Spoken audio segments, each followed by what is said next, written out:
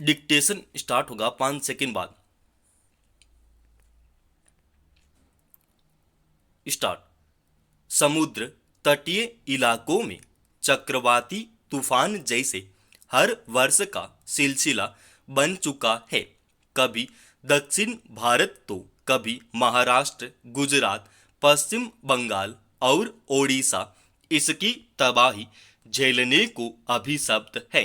हालांकि भूवैज्ञानिक अध्ययनों, मौसम विज्ञान विभाग की निरंतर निगरानी और अत्याधुनिक तकनीक की मदद से समुद्री हलचलों को पहल की पता लगा लिया और सूचना तकनीक के जरिए लोगों को सतर्क कर दिया जाता है।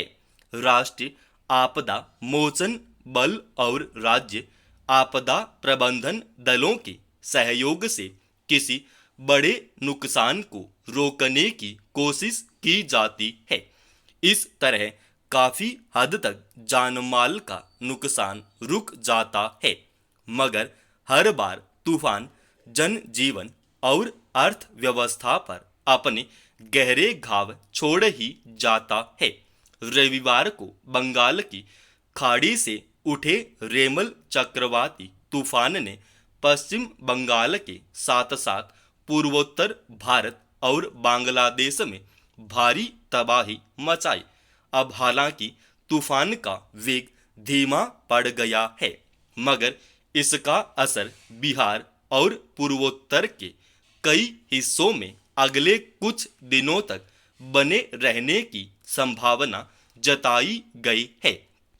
पश्चिम बंगाल में इस तूफान ने 29,000 से अधिक घरों को नष्ट कर दिया, हजारों पेड़ उखड़ गए, 2 लाख से ऊपर लोगों को करीब 1450 आश्रय स्थलों पर पहुंचाना पड़ा, कई लोगों की मौत हो गई। रेमल तूफान ने पश्चिम बंगाल सरकार के सामने एक बार फिर जनजीवन बहाल करने की बड़ी चुनौती खड़ी कर दी है। हजारों घरों की बिजली काट दी गई है, सैकड़ों खंभे टूटकर गिर चुके हैं। पिछले 3 दिन से पश्चिम बंगाल और असम की हवाई तथा रेल सेवाएं रोक दी गई हैं। इस तरह उन इलाकों में कारोबार को जितना नुकसान पहुंचा है, अंदाजा लगाया जा सकता है। लोग बेघर हो गए हैं, उनका जीवन कब पटरी पर लौटेगा, उन्हें सरकारी मदद कितनी मिल पाएगी, इस सब का आकलन करना अभी मुश्किल है। कुदरत के कोप के सामने व्यवस्थाएं किस कदर निसहाय पड़ जाती है, रेमल जैसी घटनाएं इसका उदाहरण हैं। ऐसा नहीं कि यह कोई पहली आपदा है। पिछले कुछ वर्षों में चक्रवाती तूफान, बारिश, बाढ़ और आंधी तूफान से लगातार तबाही के मंजर सामने आते रहे हैं। उनसे पार पाने के उपाय भी सरकारें जुटाती रही हैं, मगर कुदरत के कहर को रोकने का कोई उपाय उनके पास नहीं है। छिपा तथ्य नहीं है कि प्राकृतिक आपदा की बढ़ती घटनाओं के पीछे सबसे बड़ा कारण जलवायु परिवर्तन है। समुद्र का स्वाभाविक तापमान उसकी सहनशीलता को पार कर चुका है। इसी के चलते अल नीनो और ला लीना जैसी स्थितियां पैदा होती है। कुदरत बार बार शायद यह चेतावनी दे रही है कि अगर उसके साथ छेड़छाड़ से परहेज नहीं किया गया तो लाख उपाय किए जाएं, स्थितियां विकट ही होती जानी है। हर वर्ष जलवायु परिवर्तन के संकटों से पार पाने के लिए बैठकें आयोजित होती हैं। उनमें दुनिया भर के देश इससे पार पाने के उपायों पर अमल का संकल्प दोहराते हैं, मगर अभी तक इस दिशा में कोई उल्लेखनीय नतीजा सामने नहीं आ सका है। आर्थिक विकास की होड़ में कुदरत की परवाह ही किसी में नहीं दिखती।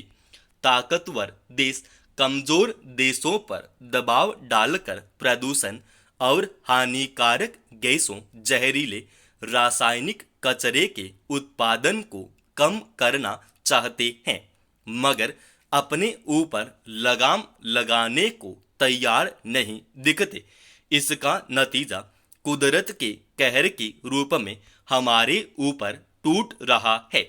महाराष्ट्र के पुणे में कार की टक्कर से मोटरसाइकिल पर सवार 2 लोगों की जान चली जाने के बाद आरोपी चालक को बचाने के लिए जिस स्तर के विषाक्त खेल सामने आए हैं, वे हैरान करने वाले हैं।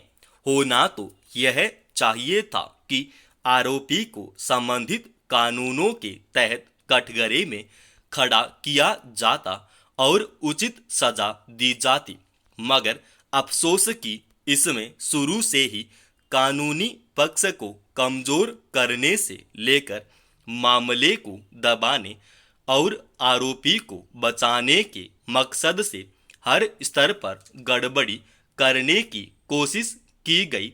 आरोपी के नाबालिग होने की आधार पर अदालत में बिना देर किए उसे यातायात संचालन में सहयोग देने और निबंध लिखने जैसी बेहद हल्की शर्तों के साथ जमानत दे दी गई।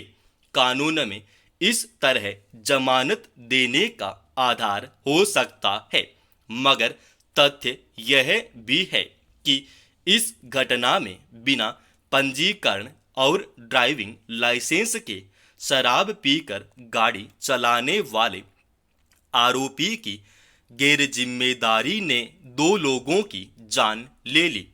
एक गंभीर अपराध करने वाले को बचाने के पीछे उसके सिवा और क्या कारण हो सकता है कि आरोपी रईस परिवार से है और पुलिस ऐसी स्थिति में कई बार परोक्ष प्रभाव में काम करती है।